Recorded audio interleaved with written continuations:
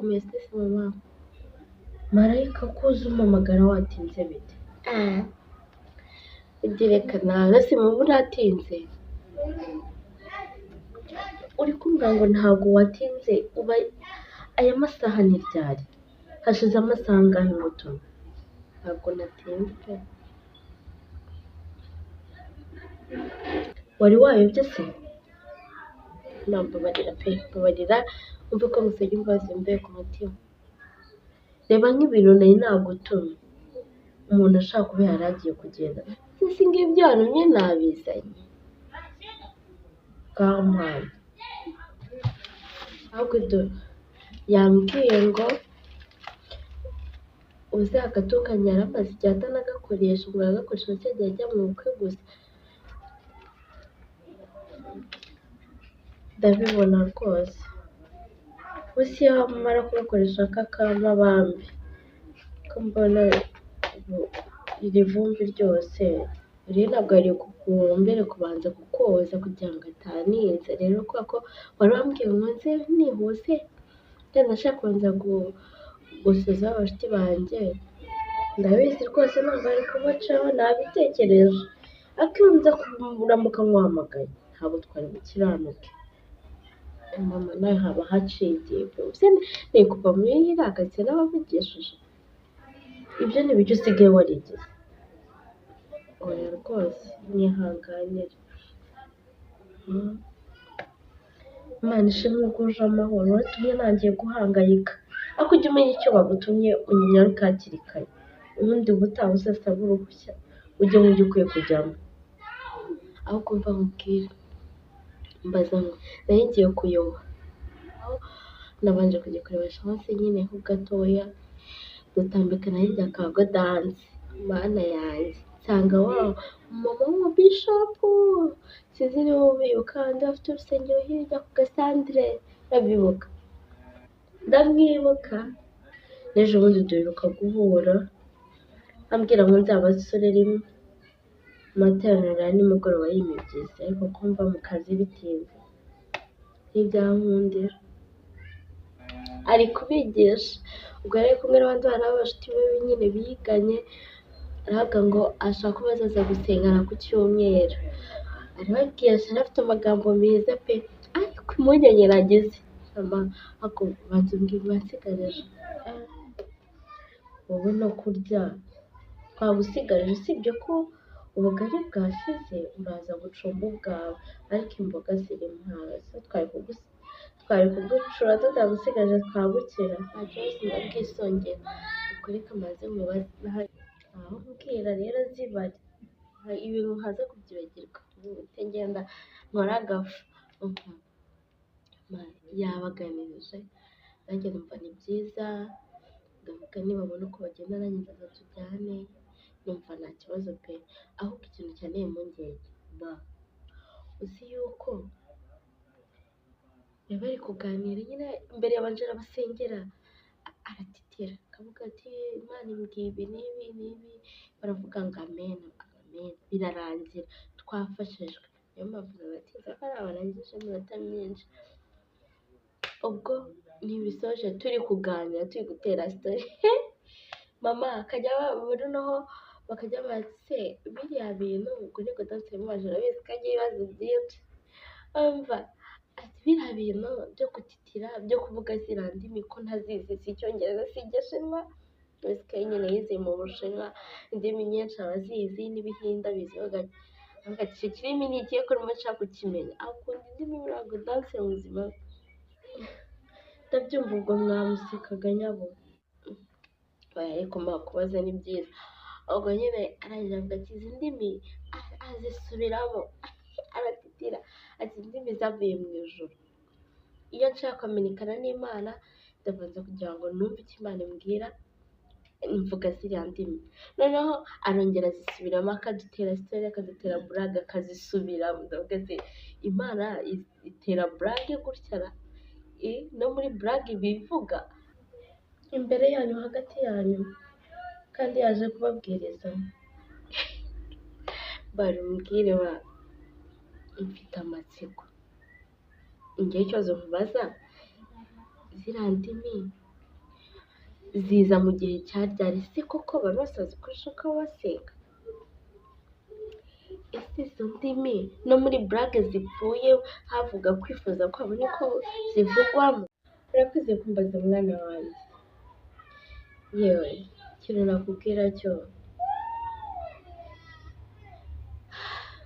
mwana wanjye rero, ku bigendanye n'iby'Imana n'amadini, ni igitabo kirekire twebwe abantu tutabasha gusoza cyangwa tumenye aho tugisomera cyangwa tumenye ibyanditswe uko dukwiye kubisoma, uretse umwuka w'Imana wo ubwayo, cyangwa Imana ifite inzira nyinshi ukuntu yo ifite uko yagusobanurira. Mwana wanjye, Imana ni urukundo, kandi buri madini yose ubona azavamo umugeni wa Kristo. Bityo rero nta nubwo ari byiza gucira urubanza umuntu uri mu mwuka w'Imana. Biragoye, natwe nk'abantu bakuru biratugora. Hari byinshi tugenda tubona tukabura uko twabyita, tukabura uko twabisobanura. Amadini menshi yabaye amabizinesi, ariko ikintu nakwibutsa neza cyo umwuka w'Imana ufata kwinshi gutandukanye. Hari abatitira, hari aberekwa, hari abarondora, ndetse hari abahishurirwa. Ariko nanjye ntabwo nzi byinshi, nta nubwo ndi umuhanga. Turakiga nubwo ubona uko ungana twarakuriye mu idini rya Gikristo, dutozwa tujya mu ishuri ry'icyumweru, ariko ntabwo ndabimenya. Iby'Imana birahebuje, ni birebire. Ariko ijambo ry'Imana ritubwira neza ngo muzamenyera ku mbuto zabo. Ese uko nguko mwamaze kuganira, akaba mwajya mu rwenya rugendanye n'iby'urubyiruko ku giti cyanyu, wenda atakwiye kuvugaho n'urugero, nabwo akabivuga agatitira ati uyu mwuka, akongera agatitira ati ntageranye. Njya mbibona ariko bikadutera impungenge. Ndetse bana banjye, iyo mbibonye nibaza ejo hanyu ukuntu bizaba bimeze, ukuntu insengero zanyu zizaba zimeze, niba aka kanya izi nsengero navuga ngo nyinshi ni bizinesi. Bana banjye, ndakwinginze, mba mfite impungenge. Ariko wowe ugize amatsiko, ikigaragara cyo uzabasha kumenya nuko wirinda, sibyo kibondo? Rero marayika, ikintu cyo nakubwira, ujye wubaha buri muntu wese, kandi uce bugufi, utege amatwi, ukuremo ibizima. Ndetse ntuzajye gusengera ahantu ngo kubera ko wahabonye runaka, cyangwa kubera ko yagutumiye. Umutima wawe mu gihe uzaba uri kuguhata kutazajyayo, ntuzajyeyo. Kandi n'igihe uzaba uri kukwemeza ko ugomba kujyayo, nyabuneka uzanyaruke, ntawamenya. Mu byo tubona turiga, uzajya gusenga kuko ushaka kubahisha Imana, ntuzajya gusenga kubera inyungu runaka cyangwa kubera agakungu. Kandi mu biganiro buri muntu wese aguha, utitaye ngo wari mu mwuka w'Imana cyangwa ntari mu mwuka w'Imana, burya uzabyubahe nawe uzamwubahe, uzanamwubahira akanya kema. Sibyo maraye? Ndabyumva rwose. Hazaba hari impamvu, kandi n'Imana yacu dusenga irumva, nawe ubwawe yakwiyereka. Mwana wa warota, gusa ujye ukomeza wowe uharanire gukiranuka, buri kanya urushaho kwihana no guca bugufi. Imana yacu nta muntu itabwira. Ndetse no ku bantu babikora, umwuka w'Imana usigaye wigwa, usigaye nk'uko yabibabwiye ngo yarabyitoje. Umwuka w'Imana ntabwo witoza. Kera twajyaga gusenga, umuntu yaba avuye mu mwuka w'Imana ntabwo uba umuvuyemo, ariko hari urusinga ruba rucitseho gatoya. Sinzi ukuntu nabisobanura. Buriya uzajya ubaza n'abandi, na papa wawe n'abandi bazajya baguhugura. Nanjye mba nkeneye abampugurama. Erega ntabwo mba mbizi neza byose, mba ngira ngo ngusangize ku bumenyi bagenda bansangiza cyangwa ibyo ngenda niga. Nawe ujye urushaho kugira amatsiko.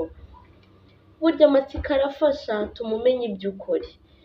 Rero mwana wanjye, ntabwo ibindi kukubwira nkubwira ngo ubyemere ngo ni ukuri ijana ku rindi. Nabyo ukomeza ubigirire amatsiko, urushaho kugenzura, sibyo? Ubwo rero iyo umuntu yabaga hari icyo Imana imuhishuriye, nyuma yaho ntabwo baba bashaka kumubaza ngo ese ngo yari ameze gute, naho baravuga ngo ndumva ngiye kujya mu mwuka. Abandi bisangaga wabafashe ndetse n'ibyo yahanuye nyuma ntubimubaze.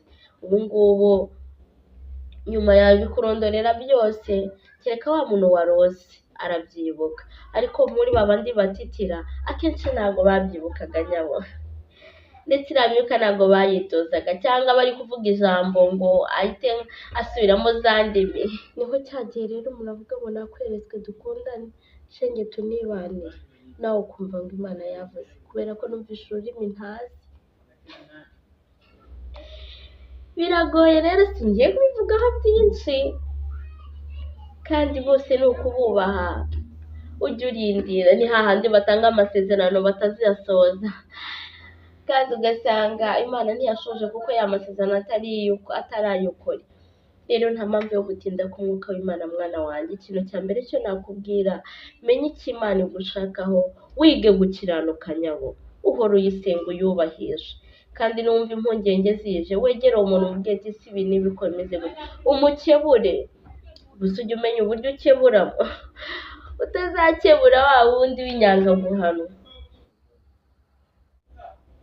yego yakumerera nabi. Rero mwana wanjye, icyo nakubwira kuri uriya mwuka wo gutitira,